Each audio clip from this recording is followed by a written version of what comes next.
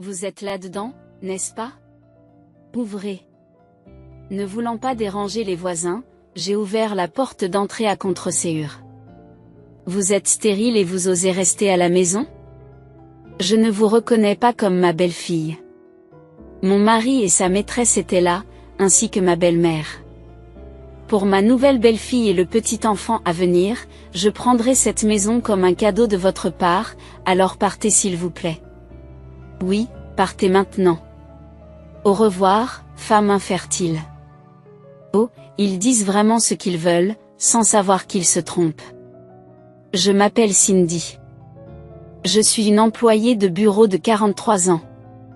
Mon mari, Nathan, a 1 an de moins que moi. Nous n'avons pas d'enfants. Je pensais que cela se ferait naturellement, mais ce n'est pas le cas. Nous en avons discuté à plusieurs reprises et avons choisi de vivre à 2. Je n'ai aucun regret. Bien que notre studio soit vieux et exigu, il est confortable. Épargner pour notre propre maison et vivre modestement n'est pas si mal. Récemment, j'ai été affectée au service de planification au travail, ce que j'avais toujours souhaité. Les efforts que j'ai déployés dans le difficile département des ventes ont porté leurs fruits. Je suis régulièrement promue et je suis devenue une personne fiable dans l'entreprise. Dire que le travail est ma passion n'est pas exagéré. Cependant, il semble que ce ne soit pas le cas pour mon mari. Quoi? Tu as encore démissionné? Oui. Sans me consulter. J'étais trop choquée pour parler. Le patron était trop dur à gérer parce que j'ai refusé le transfert. Donc tu as démissionné à cause de ça? Ça s'est terminé comme ça, mais c'est moi la victime. C'était un licenciement abusif. J'ai soupiré. Alors vous devriez intenter une action en justice pour obtenir des indemnités. Non, je ne veux pas en faire toute une histoire. C'est vrai? Je connais la vérité. Il n'a pas été licencié à tort. C'est juste une mauvaise habitude. Il ne peut pas garder un emploi longtemps. Ce n'est pas qu'il n'est pas sérieux, mais tout d'un coup, il en a assez et démissionne. Il est devenu normal pour lui de changer d'emploi tous les 2 ou 3 ans, et c'est fatigant de voir à quel point cela perturbe nos finances et notre mode de vie. En tant que partenaire, je ne peux pas lui dire de supporter un travail qu'il déteste. Mais nous avons la quarantaine. Changer d'emploi à plusieurs reprises ne fait qu'augmenter les inconvénients. Dans des moments comme celui-ci, je suis heureuse que nous n'ayons pas d'enfants. Je peux subvenir à nos besoins, et s'il m'arrive quelque chose, il devrait pouvoir le faire. Bien que je le sache, le réemploi ne s'est pas bien passé, et le temps a passé. Son âge et ses antécédents, ainsi que le moment choisi, posaient problème. Il devenait frustré. Il restait toute la journée à la maison, sans faire de tâches ménagères. S'il avait le temps, il devrait au moins nettoyer le désordre qu'il avait fait. J'ai plus le droit d'être irrité que toi. J'ai pensé à me plaindre. C'est dur quand il n'y a pas d'échappatoire dans une petite maison. Calmons-nous. Se disputer ne nous servirait à rien. J'ai retenu mon envie de blâmer et j'ai veillé sur mon mari. Il a finalement trouvé un emploi de contractuel dans une usine. Ce n'est pas ce qu'il espérait, mais c'est mieux que le chômage. Continuons à essayer petit à petit. Ensemble, nous nous en sortirons. Un jour, j'ai reçu un appel de ma belle-mère. Bonjour. Cindy. C'est toi? Oui, c'est moi. Qu'est-ce qu'il y a? J'ai entendu dire que tu étais froide avec Nathan. Quoi? J'étais tellement surprise que j'ai fait un bruit bizarre. Je n'avais aucune idée de ce dont elle parlait. N'est-ce pas terrible la façon dont tu traites Nathan alors qu'il a été licencié à tort? Attends une minute. Mère. Je n'ai aucune idée de ce dont tu parles. Qu'est-ce que tu veux dire? C'est ce que je veux savoir. Vous avez été dur, n'est-ce pas? En lui disant de se mettre au travail et de nettoyer? Pourquoi ça se passe comme ça? Bien sûr, j'ai fait des remarques sarcastiques du genre, j'espère que tu trouveras bientôt un travail et que tu ramasseras tes affaires. Mais ce n'était jamais sur un ton autoritaire. C'est aussi une mauvaise habitude de mon mari. Chaque fois qu'il se passe quelque chose, il en parle immédiatement à sa mère et exagère même l'histoire. Je pense que la belle-mère est en tort, car elle le prend au sérieux, mais je me demande quand il deviendra un jour indépendant. C'est trop. Nathan ne vous en veut pas, n'est-ce pas? Il n'y a pas de raison qu'il le fasse. Qu'est-ce que tu veux dire? Tu mérites d'être blâmée, Cindy. C'est ta faute si nous n'avons pas de petits-enfants. Qu'est-ce qu'il y a? Il y a des choses plus importantes que le travail, n'est-ce pas? Il sera peut-être trop tard quand tu le regretteras. Pourquoi est-ce ma faute si nous n'avons pas d'enfants? Il semble que mon mari ait inventé des choses commodes. Nous avons décidé ensemble, mais je me sens trahi. Il veut sans doute préserver son image, mais se ranger du côté de sa mère pour me faire passer pour la méchante, c'est comme une espièglerie d'enfant.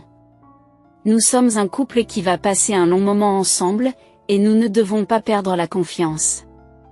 C'est en pensant à cela que j'ai décidé de lui parler ce soir-là. S'il te plaît, n'exagère pas les choses à ta mère. Si tu as des plaintes à formuler, je veux que tu me le dises directement. Faisons cela pour notre avenir, d'accord? Mon mari, visiblement agacé, s'est mis à pianoter sur son smartphone au milieu de notre conversation. Écoute-moi. Tu es bruyant.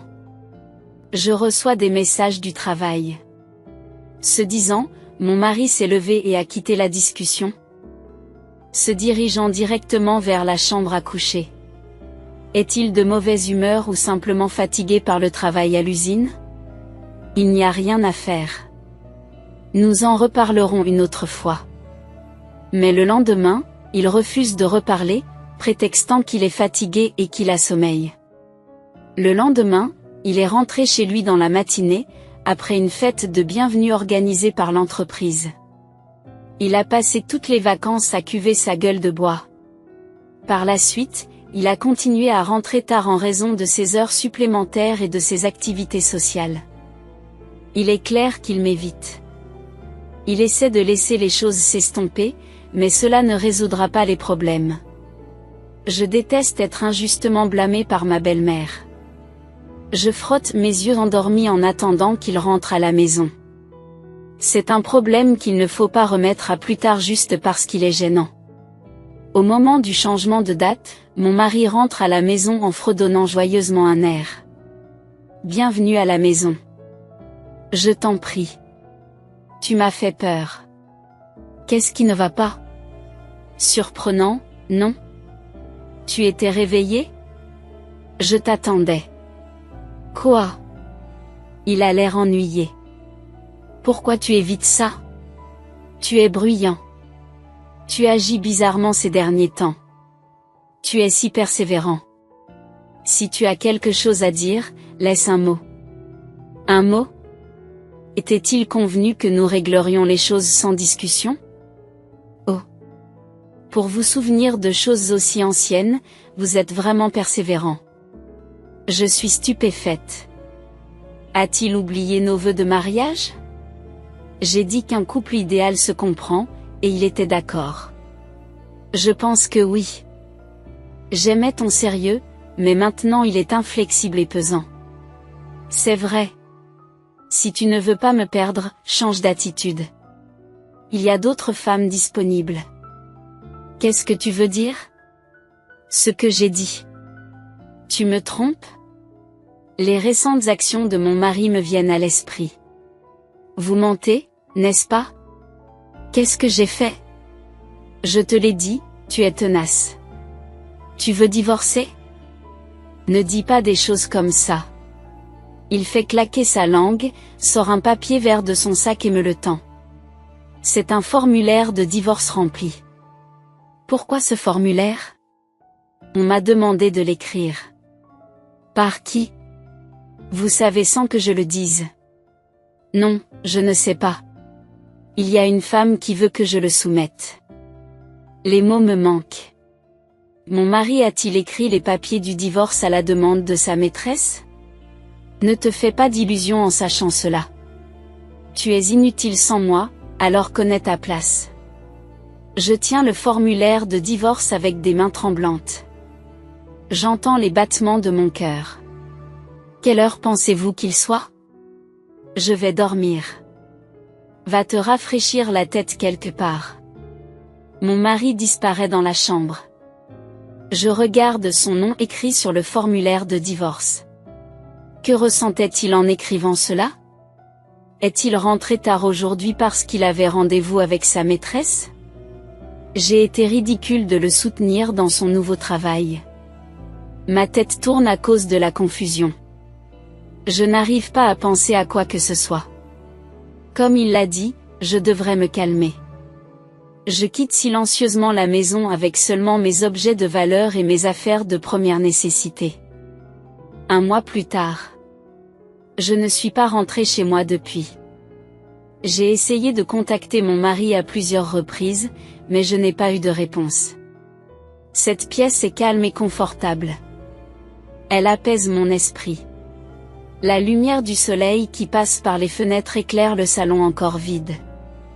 La ventilation est bonne. L'air frais effleure mes joues, m'incite à respirer profondément et à m'imprégner de l'odeur du bois. Puis, Cindy, tu es là, n'est-ce pas? Ouvre-moi. Une voix irritante me fait froncer les sourcils. Cette voix forte est bien celle de ma belle-mère. Je pourrais vraiment m'en passer. Juste au moment où je profitais de mon temps, où je me sentais bien. Cindy. Ne voulant pas déranger les voisins, j'ouvre à contre-serrure la porte d'entrée, faisant une grimace manifestement agacée. Je savais que tu étais là. Cela fait un moment. Dit-elle joyeusement, essayant de se frayer un chemin à l'intérieur, je l'ai repoussée. Attendez une minute, s'il vous plaît. Qu'est-ce qu'il y a? Qu'est-ce qui ne va pas? Me suis-je dit. Tu ne vois pas mon visage? Je vous refuse. Waouh, cet endroit est plutôt sympa. Derrière la belle-mère, pour une raison inconnue, mon mari était là. Et qui est cette jeune fille à côté de lui? Ça sent la maison neuve. C'est joli. Oui, c'est très joli. Tous les trois ont naturellement essayé d'entrer dans la maison. Ils sont incroyablement audacieux. Attendez. Comment avez-vous découvert cet endroit? Pourquoi? D'abord, réponds à ma question. Pourquoi traites-tu toujours Nathan si mal? Pourquoi? Tout laisser derrière toi et t'enfuir de la maison, tu es la pire des épouses. Juste parce que tu n'aimes pas Patty. Patty. Ah, cette fille. Je vois, elle est approuvée par ma belle-mère. Attendez. Est-ce que je me suis enfuie de la maison? Je pensais que mon mari m'avait dit d'aller quelque part, et j'avais l'impression d'avoir été mise à la porte. Mon mari, qui s'est accoquiné avec la fille, me regarde de manière provocante. C'est une maison spéciale, mais le nombre de pièces est juste ce qu'il faut et le goût de l'intérieur n'est pas mauvais. Pour cela, je te pardonne d'avoir acheté une nouvelle maison sans permission. Mais vivre ensemble est impossible. Après tout, être stérile donne une mauvaise image de soi dans la société. De quoi parlez-vous? Sois reconnaissant pour le temps que j'ai passé avec toi. De quoi s'agit-il? Confus, je penche la tête. Nathan, je suis fatiguée. Je veux m'asseoir. Bien sûr Patty, désolée. Cindy, laisse Patty s'asseoir à l'intérieur. Non. Quoi? Patty est enceinte de Nathan. Quoi? Enceinte? C'est une nouvelle pour moi. Pourtant, étonnamment, je ne me sens pas très secouée. Comment cela se fait-il? Après tant d'événements choquants? Je n'arrive pas à croire que c'est la réalité, ou peut-être que je ne ressens plus rien. Il faut respecter une femme enceinte, n'est-ce pas? Je suppose que vous ne comprendriez pas, étant stérile. Oh, c'est vrai? Vous ne comprenez pas? Je ne vous reconnais plus comme belle-fille. Je prendrai cette maison comme un cadeau de votre part, alors partez s'il vous plaît. Oui, partez vite. Oui, au revoir, femme infertile. Comment peuvent-ils dire de telles choses sans se rendre compte de leur propre malentendu? Je ne vous donnerai pas cette maison en cadeau. Même si tu me dis de partir, cette maison est à mon nom. Quoi? D'ailleurs, nous sommes déjà divorcés, n'est-ce pas? Quoi? Le mari et la belle-mère sont surpris. Est-ce vraiment si surprenant? Ce n'est pas vous qui m'avez remis les papiers du divorce? Qu'est-ce que tu veux dire, Cindy? N'aviez-vous pas l'intention de commencer une nouvelle vie avec nous? Je n'ai jamais eu de telles intentions. La belle-mère s'énerve et le mari se déchaîne. Qu'est-ce que tu racontes? Cette maison a été achetée avec mon argent. Qu'est-ce que tu racontes? C'est incroyable. Ils n'ont lu aucun des emails que j'ai envoyés. Vous ne savez vraiment rien. Ce soir-là, mon mari m'a remis les papiers du divorce. Toute l'endurance que j'avais en tant qu'épouse s'est envolée, et j'ai été remplie d'un sentiment de libération. Mon cœur était rempli de joie et je ne pouvais penser à rien d'autre. Quoi, ma vie libre commence maintenant? Lorsque j'ai réalisé cela avec excitation, j'ai eu le vertige. Tout excité, j'ai signé la partie du formulaire de divorce réservé à l'épouse et les soumises le lendemain matin à la première heure. J'ai soigneusement divisé les économies et en ai transféré la moitié sur le compte de mon mari. Compte tenu de ce que j'ai gagné au fil des ans, je pense que la majeure partie de l'épargne m'appartient, mais je voulais éviter tout litige. J'ai envoyé un courriel disant, désormais, discutons par l'intermédiaire d'un avocat. J'ai dépensé la moitié des économies que j'avais partagées avec lui et la prime que j'ai reçue plus tard comme acompte pour acheter une nouvelle maison. J'ai couvert le reste par un prêt. Un prêt? Comment une femme au foyer peut-elle obtenir un prêt? Je suis étonnée par mon mari qui me regardait de haut. Si tu n'avais pas constamment changé d'emploi, tu aurais peut-être pu obtenir un prêt. Et alors? Tu ne peux pas le savoir puisque tu ne gères pas les finances du ménage, mais mon salaire est 2 fois plus élevé que le tien. Il tremblait de colère, et même Patty avait l'air choquée. Nathan, ce n'est pas ce que tu m'as dit. Tu as dit que nous vivrions dans une nouvelle maison luxueuse, n'est-ce pas? Oh, calme-toi, Patty. Le pauvre homme, mon ex-mari, était vraiment secoué. C'est moi qui ai subvenu à nos besoins financiers pendant tout ce temps. Penser qu'il avait prévu de vivre avec sa nouvelle femme et sa belle-mère aussi, c'est scandaleux. Cindy. Elle semble sur le point de bouillir de colère. C'est impardonnable, c'est de la fraude. Mère, qui a écrit les papiers du divorce en premier? Et qui l'a encouragé à les écrire?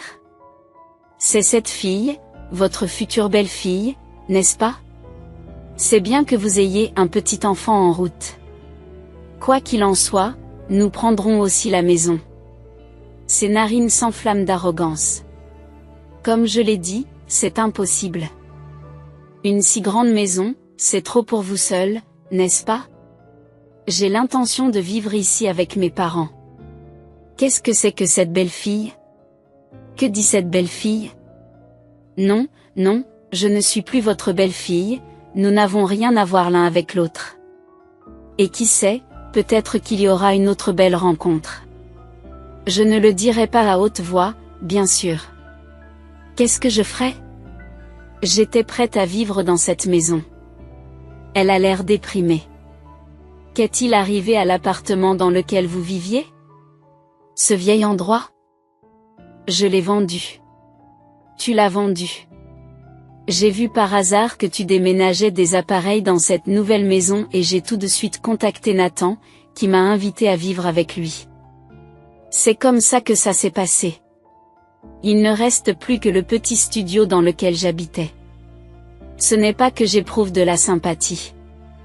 Contrairement à une femme de carrière comme Cindy, qui a une belle fille jeune et obéissante et des petits-enfants, je pensais que je vivrais une vieillesse sûre avec une nouvelle maison. J'aimerais qu'elle arrête de dire du mal des autres tout en ayant l'air si malheureuse. Qui est coriace? Si mon mari n'était pas si pitoyable, je n'aurais pas eu besoin d'être aussi ferme. Oh, quelle déception! Mais ne vous inquiétez pas, je retournerai tout raconter à mon père. Patty a l'air défiant. Qu'est-ce qu'il y a? Attendez, c'est... Si mon père se met en colère, ce sera grave. Tu ferais mieux de prendre tes responsabilités.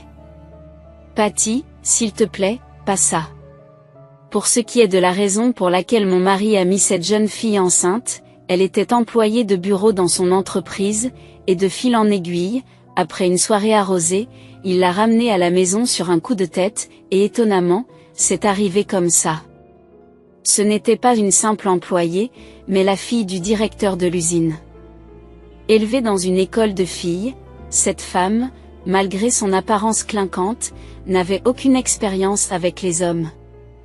En effet, mon mari était son premier partenaire, et bien sûr, elle ne savait pas qu'il était marié. Elle a cru à ses propos typiquement adultères. Ma femme et moi nous sommes éloignés l'un de l'autre, je suis sur le point de divorcer. Elle s'est même donné la peine de lui préparer un formulaire de divorce. C'est bien, elle semble être devenue une épouse tout à fait compétente. Qu'elle trouve le bonheur? Voilà, c'est réglé. N'hésitez pas à faire ce que vous voulez à partir d'ici. Attendez. S'il vous plaît. Il s'accroche à la porte quand je la ferme, ce qui me fait peur. Cindy, tu n'as pas de sentiment maternel? Que penses-tu de cette nouvelle vie qui va naître? Oui, il a raison. Nous prendrons cette maison comme un cadeau pour la naissance. J'ai dit avec un grand sourire à mon ex-mari désespéré et à mon ancienne belle-mère. Félicitations, au revoir. Je referme impitoyablement la porte et la verrouille. Je laisse le reste à mon avocat. Mais ce n'était pas aussi simple que je le pensais. Après tout, les personnes qui réclament la maison d'autrui ne reculent pas facilement. Je peux ignorer les courriels pleins de ressentiment de mon mari en répondant, s'il vous plaît, communiquez par l'intermédiaire des avocats. S'il vous plaît, communiquez par l'intermédiaire des avocats. Mais le problème, c'est la belle-mère. Elle laisse de longs messages sur le répondeur, ce qui est vraiment agaçant. À cause de vous, je suis devenue une vieille femme sans domicile fixe. Pourriez-vous au moins me trouver un autre appartement? Cette maison est trop exiguë et étouffante. Quand j'ai dit à Patty de faire le ménage, elle m'a répondu, « Pourquoi ne le fais-tu pas? Qu'est-ce que je suis censée faire maintenant ?» J'aimerais supprimer ces messages vocaux tout de suite, mais ils peuvent être utiles, alors je les garde. Leurs exigences pourraient s'intensifier. Après tout, ce sont des gens sans vergogne. Un jour, un invité indésirable est arrivé chez moi. J'ai pensé qu'il s'agissait de Nathan ou de sa mère, et j'ai envisagé d'appeler la police en serrant mon smartphone. Un homme à l'air sévère et aux yeux perçants se tenait là. Je suis sur mes gardes. Cet homme, j'ai l'impression de l'avoir déjà vu quelque part.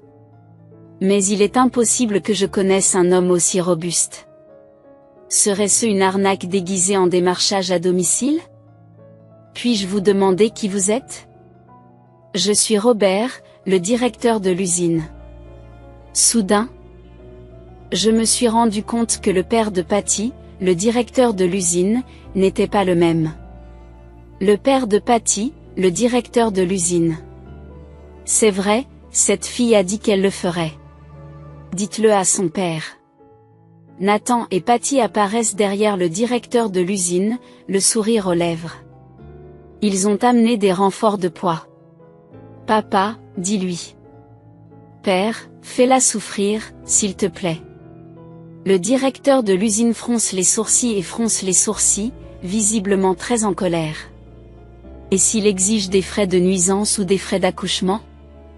Alors que je décide d'appeler la police et que je consulte mon smartphone, je dois dire que, oui, le directeur de l'usine s'est profondément excusé.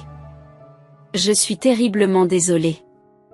Après avoir dit cela, il a lancé un regard à Nathan et Patty et les a forcés à s'excuser auprès de moi. Excusez-vous, vous deux. Qu'est-ce qu'il y a? Papa? Pourquoi? Ce n'est pas ce dont nous avons parlé. Je regarde avec étonnement. Qu'est-ce qui se passe? Ne vous méprenez pas. Je t'ai amené ici pour que tu t'excuses auprès de cette dame. Quoi? Je suis vraiment désolée. Ma fille a pris votre mari et a même exigé votre maison. Oui, c'est exact. Nathan et Patty commencent à paniquer. Papa, tu savais? Oui. Toutes ces histoires de tromperie ou de maisons confisquées, n'étaient-elles pas des mensonges? Où as-tu entendu cela? La mère de Nathan m'a tout raconté. Le directeur de l'usine serre les dents de colère. Il dit avoir été séduit par l'ancienne belle-mère. Maintenant que nous sommes de la même famille, entendons-nous bien, à bien des égards. Et votre fille a volé mon fils. Nous devrions nous entendre tout aussi bien. Vous n'avez qu'à m'acheter un appartement et vous pourrez me rendre visite quand vous le voudrez. Bien sûr, le directeur de l'usine a poliment refusé. Je suis sans voix. Quand je pense que c'était ma belle-mère. Nathan, tu ne fais que parler de ce qui t'arrange. Et toi et ta mère me décevez. Ce n'est pas juste. J'ai toujours été fidèle à ma femme. Ne plaisante pas, arrête, papa, tu me fais peur. Toi aussi. Qu'est-ce qu'il y a? J'ai trop gâté ma fille unique. Je n'ai besoin d'aucun de vous dans mon usine. Il y a un endroit où l'environnement de travail est diablement difficile. Allez y travailler et repensez vos vies. Qu'est-ce que c'est? Le directeur de l'usine se tourne alors vers moi et me dit. Est-ce que cela suffit comme excuse? Oui. Pourquoi vous êtes-vous donné tant de mal? J'aimerais entretenir de bonnes relations avec vous à l'avenir. J'étais complètement désorientée et je me suis retrouvée une fois de plus à le regarder en souriant. C'est alors que j'ai compris. C'est vrai, c'était il y a longtemps. C'était le chef du service administratif d'une entreprise avec laquelle j'ai souvent eu affaire au cours de ma carrière commerciale. Oh, je ne vous ai pas reconnu, je m'en excuse. C'était à mon tour de m'excuser. Il y a eu une fusion, et maintenant je dirige une nouvelle usine. Il est compréhensible que vous ne m'ayez pas reconnu. Je comprends. Je n'arrivais pas à y croire quand j'ai appris que votre mari travaillait dans mon usine. Le directeur de l'usine a détourné le regard, affichant un visage troublé. A-t-il causé des problèmes? Son attitude au travail est mauvaise, il n'apprend pas et il amène des absences non excusées. Vous, qui êtes une épouse si compétente, êtes tout le contraire. Je pouvais facilement imaginer le comportement irresponsable de mon ex-mari, mais ce n'était pas du tout surprenant. Puisque je ne suis plus sa femme, je n'ai plus rien à défendre ni à excuser. Je n'ai pu qu'esquisser un sourire en coin. J'ai l'intention de le rééduquer à partir de zéro. Nathan était devenu petit, et Patty avait l'air mécontent. Tu as toujours été doué pour former les nouveaux venus. Oui, je suis très sévère. Je t'encourage de loin.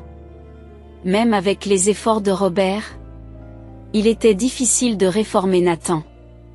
En fin de compte, c'est à lui de changer ses habitudes, surtout pour le bien du bébé innocent qui est sur le point de naître. Il y a une chose que je regrette de ne pas avoir clarifiée, c'est l'idée fausse que la stérilité était de ma faute. Nous nous étions rendus ensemble à l'hôpital pour rechercher la cause de notre infertilité. Il s'est avéré que je n'avais aucun problème, mais mon mari a été diagnostiqué comme souffrant d'asténozoaspermie. Si la conception naturelle n'était pas impossible, elle était peu probable. Que la grossesse de Patty ait été un miracle, qu'ils aient été extraordinairement compatibles ou que l'enfant ait été celui de quelqu'un d'autre, je ne m'en soucie plus. C'est au cours d'un appel lié au travail que le directeur de l'usine m'a mis au courant. Apparemment, Nathan, sa mère et Patty ont fini par vivre dans ce vieux studio exigu pendant un certain temps. Ils ont promis de faire des efforts pour le bien du bébé, d'économiser de l'argent et de travailler assidûment. Mais très vite, Patty n'a plus supporté cette vie. Ce n'est pas étonnant. Mon mari ne s'en est probablement pas rendu compte, mais vivre avec ses seuls revenus serait à peine gérable, voire impossible. Si 3 adultes vivaient librement sans épargner, l'épargne que je lui ai donnée au moment de notre divorce s'épuiserait rapidement. Patty est retournée chez ses parents après l'accouchement et n'y est jamais retournée. Entre-temps, Nathan a quitté son travail parce qu'il le détestait. Mon ex-belle-mère, prise de panique, a même provoqué un trouble à l'ordre public en se présentant chez le directeur de l'usine, exigeant qu'il lui rende sa belle-fille et son petit enfant et qu'il s'occupe d'elle. C'est pathétique. Tout le monde est trop égoïste. Mais comme je ne suis plus impliquée, j'ai renoncé à toute mise à jour. Bonne chance. Directeur d'usine. Ma nouvelle maison est très confortable. Je m'inquiétais d'être seule et de ce que je ferais si je tombais malade, mais je n'ai jamais pensé qu'il était bon d'avoir un mari à la maison. Je vis maintenant comme lorsque je vivais seule auparavant. Je pensais que les époux devaient se soutenir mutuellement, mais mon mari ne s'appuyait que sur moi. L'absence de quelqu'un qui n'a jamais été nécessaire à ma vie n'a pas causé de problème. 7 ans plus tard. Mes parents, que j'appelle de la campagne, vivent maintenant confortablement dans ma maison bien acclimatée. Et un ancien collègue du département des ventes vit également avec nous. C'est lui qui m'a toujours disputé la place de premier vendeur. Depuis que je suis passée au service de planification, il m'a dit que notre rivalité lui manquait. J'ai ressenti la même chose. Après avoir appris mon divorce, il m'a rapidement demandé de sortir avec lui, et il est maintenant devenu un mari en qui je peux avoir entièrement confiance. Ayant travaillé ensemble pendant de nombreuses années, il est quelqu'un avec qui je peux dire ce que je pense sans retenue. Il est vraiment l'homme idéal. Je vous souhaite une longue et heureuse vie ensemble.